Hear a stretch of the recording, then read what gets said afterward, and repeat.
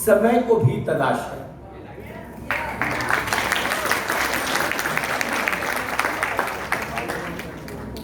जो तुझसे लिपटी बेड़िया, समझना इनको वस्त्र तू। जो तुझसे लिपटी बेड़िया, समझना इनको वस्त्र तू। ये बेड़िया निकाल के बना दे इसको शस्त्र तू।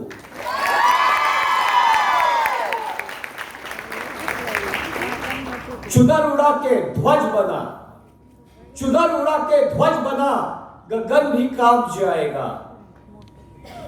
चुनर उड़ा के ध्वज बना, गगन भी कांप जाएगा।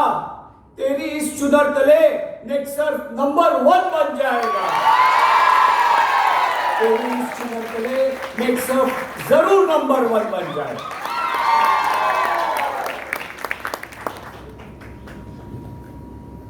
सबसे पहले आप सभी का इस वर्ष की एनुअल जो हमारी अस्मिता अचीवर्स है, आप सभी का मैं पुणे में स्वागत करता हूं। ये आपका मायका है वैसे।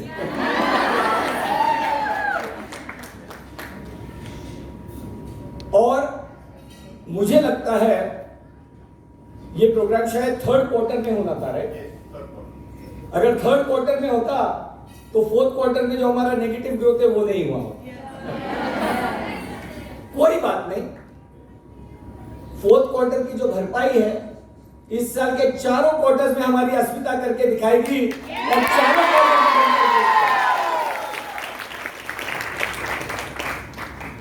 आज भी मुझे याद है, उषा बहन, राशि बहन, किंजल बहन, मैं मिलता था इन सब से।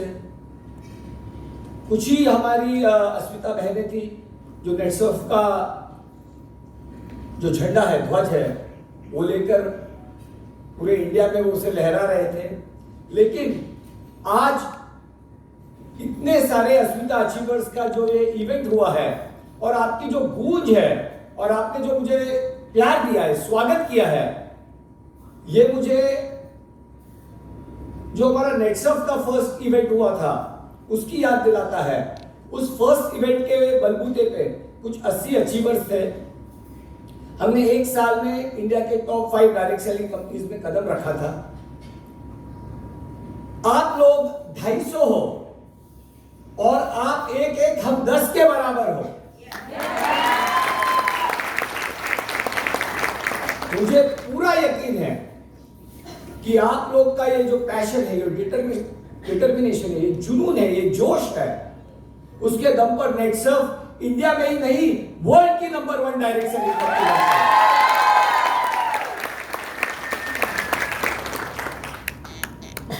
मुझे हमेशा से ये कमी महसूस होती थी कि जब तक ये बैलेंस, जैसे घर गृहस्थी का बैलेंस होता है, वो महिला बनाती है। दुनिया की शुरुआत मेरे कोई बात नहीं, हमारा फ्यूचर डिस्ट्रीब्यूटर है, उसका ख्याल। तो एक महिला जो है वो घर का बैलेंस बनाती है। और नेटसर्फ का बैलेंस तो बिल्कुल बिगड़ा था क्योंकि महिलाएं थी ही नहीं। बट पिछले 5-7 वर्षों का जो एफर्ट्स है, जो Ketan sir, Pradeep sir, Anamika, I think she was one of the first, right? इन सब ने मिलकर जो एफर्ट्स लिए हैं, और अभी जो आपके साथ हमारी नई सब अस्मिता टीम के मैनेजर्स जुड़े हैं, तो मुझे पूरा यकीन है कि आज हम जो 1 करोड़पति के लिए इतनी तालियां बजा रहे थे, यहां बैठा हर व्यक्ति, यहां बैठा हर मेरा नेटसर्फ का डिस्ट्रीब्यूटर, यहां बैठी हर बहन मेरी नेटसर्फ की जरूर करोड़पति बन जाए।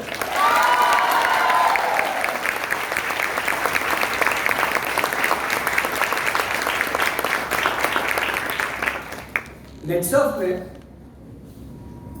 आपको कुछ फैक्ट्स बताता हूं ताकि आपका हौसला बढ़ेगा।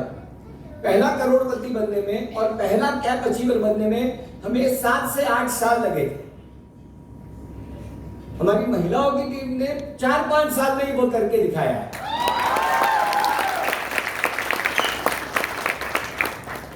और आज कितने 100 करोड़पति कितने हैं? ज्यादा 128 करोड़पति अब तक बन गए हैं। तो उसका डबल नंबर इधर है, इसका डबल नंबर हमको आने वाले 2-3 साल में करके दिखाना है।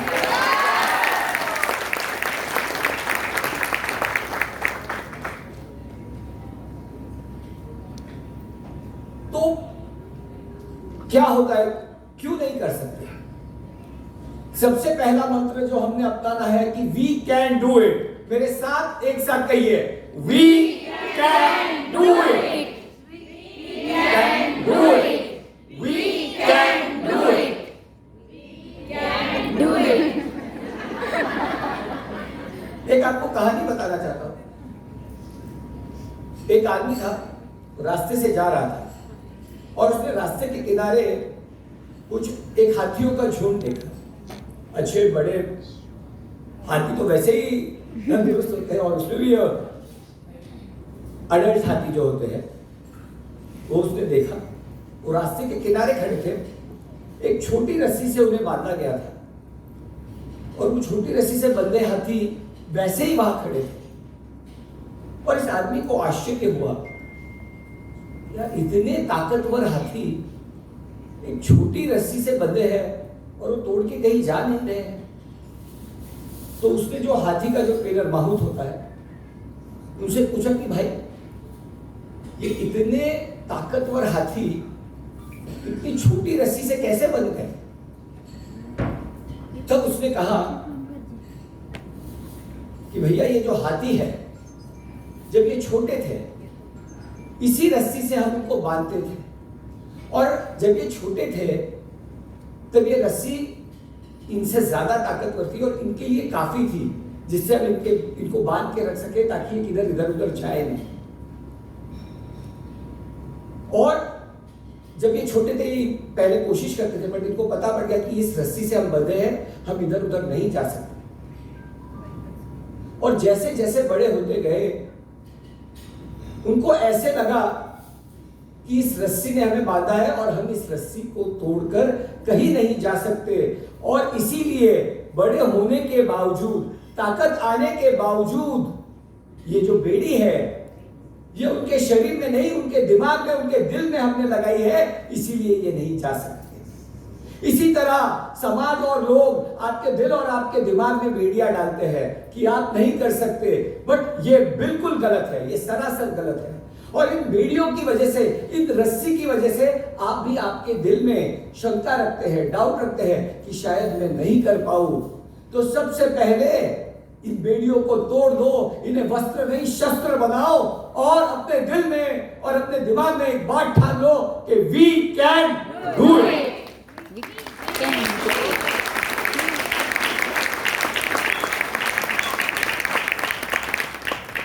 और एक बार ठान ली तो ठान लेने में और मंजिल तक जाने में क्या हमें समस्या आती है? समस्या तो आती है।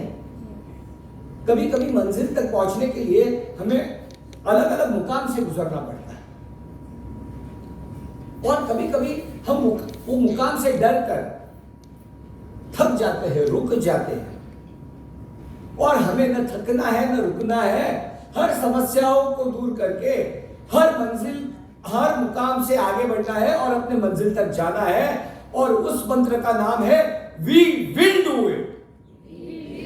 तो मेरे साथ एक बार सब कहेंगे, we will do it, we will do it, we will do it, we can do it and we will do it. हम कर सकते हैं और हम करके रहेंगे। समस्या आती है, कभी प्लान चेंज हो जाता है, नियम बदल जाते हैं, लेकिन कैन को विल में हमें बदलना है, रुकना नहीं है। आपके साथ एक छोटा किस्सा शेयर करते हैं। ऐसी एक कहानी है, एक ज्वेलर था जो गहनों का व्यापारी था और उसने उस बिजनेस शुरू करने के लिए, अपना व्यापार शुरू करने के लिए, मगन लाल नाम था उसका, उसने गगन लाल से लोन लिया था,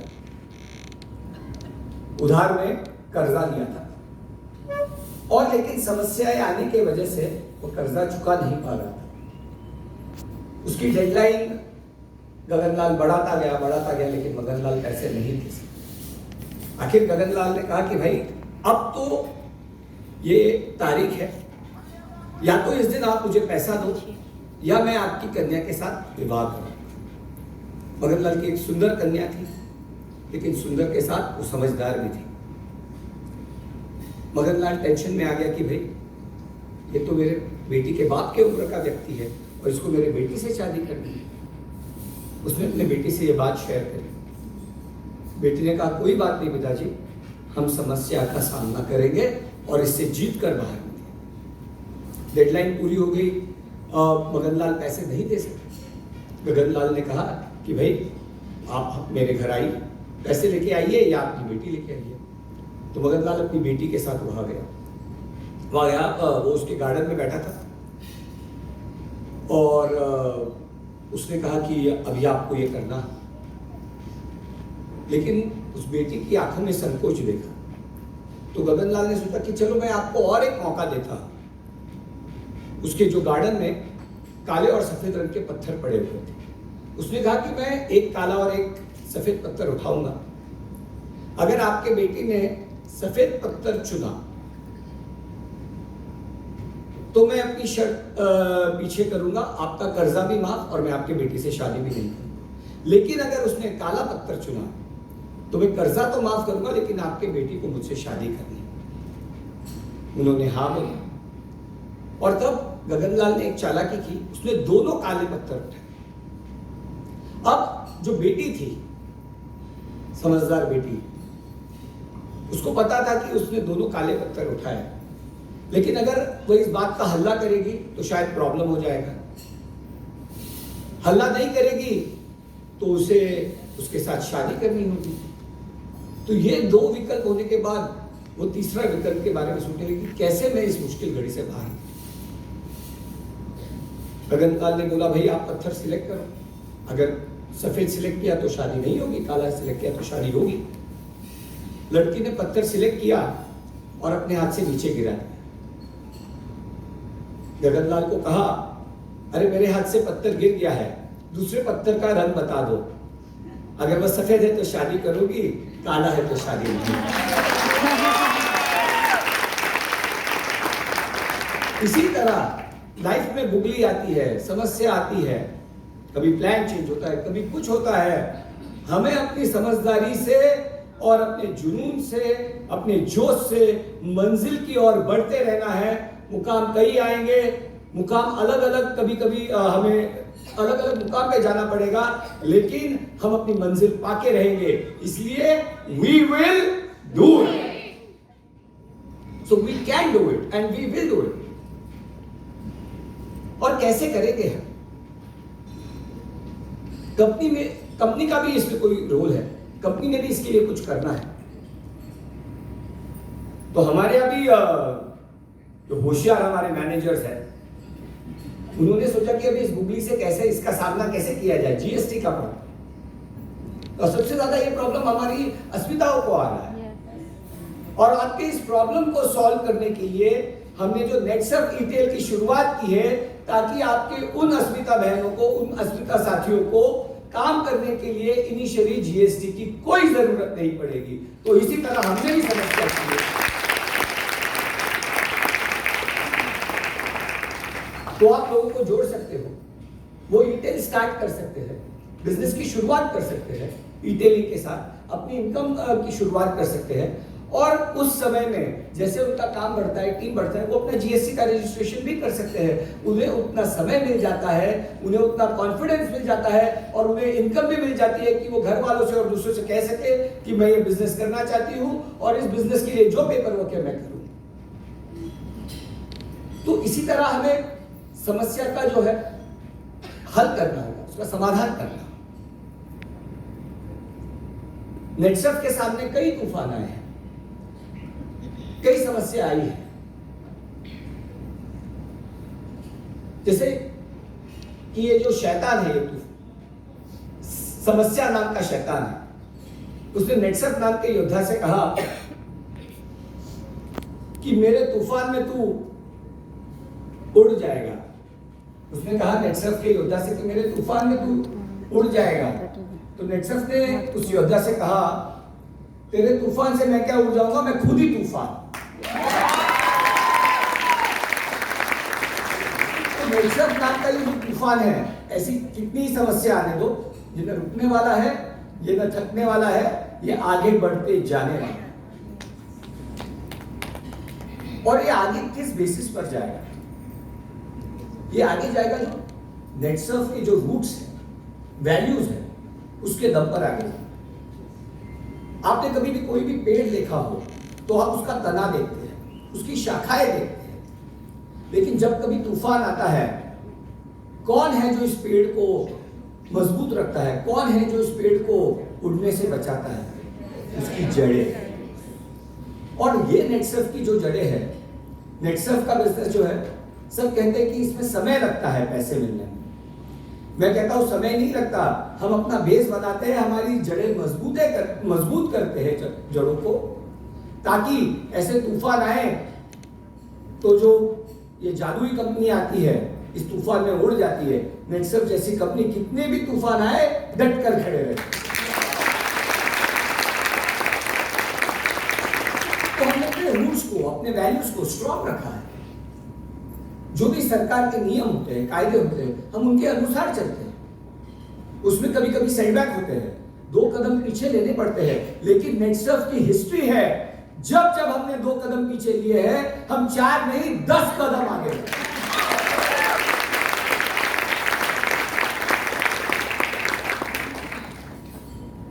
तो इस मायने से आप सब इतने लकी है।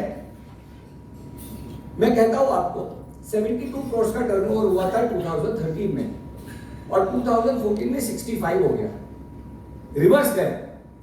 तब कंपनी 10-15% से बढ़ रही थी, लेकिन 2 कदम हमको जब कोई पीछे भेजता है तो हम 10 कदम आगे जाते हैं। उसके अगले साल में 108 करोड़ का टर्नओवर अचीव किया और 60-70% ग्रोथ की।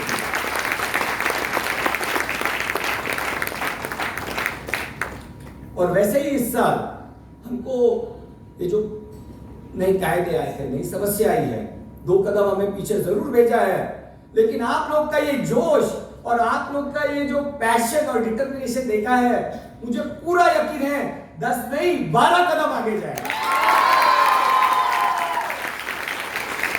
और 60-70% नहीं डबल ग्रोथ अचीव करके दिखाएंगे।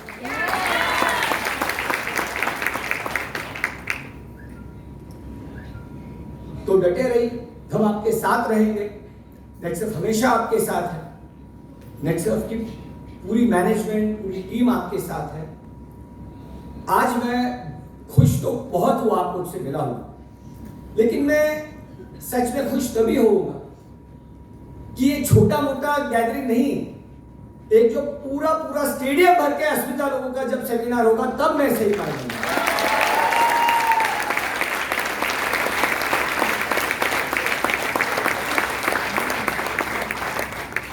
हाल ही में मैंने सुना है मुंबई में जियो कन्वेंशन सेंटर नाम का इंडिया का सबसे बड़ा इंटरनेशनल कन्वेंशन सेंटर बना है। मुझे तो लगता है उन्होंने अपने अस्मिता के सेमिनार के लिए ही वो सेंटर बनाया।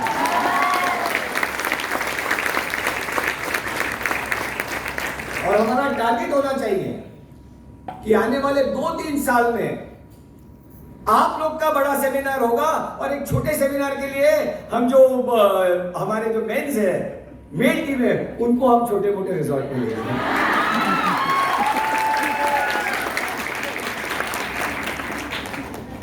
तो यही मेरी आप सभी को शुभकामनाएं हैं। आप दूर दराज से आए हैं, बहुत खुशी हुई आपसे मिलके। आने वाले साल में कोविड तो खत्म हो चुका है, मैं आते रहूंगा, अलग अलग एरियाज में विजिट करूंगा और आप सभी से आपका अलग सेमिनार होगा और एक जॉइंट सेमिनार जो होना है वो होता रहेगा। मैं आप सभी से मिलूंगा, क्योंकि आपका ये जो जोश है, मुझे पूरा यकीन है कि यही नेटसर्फ को नंबर 1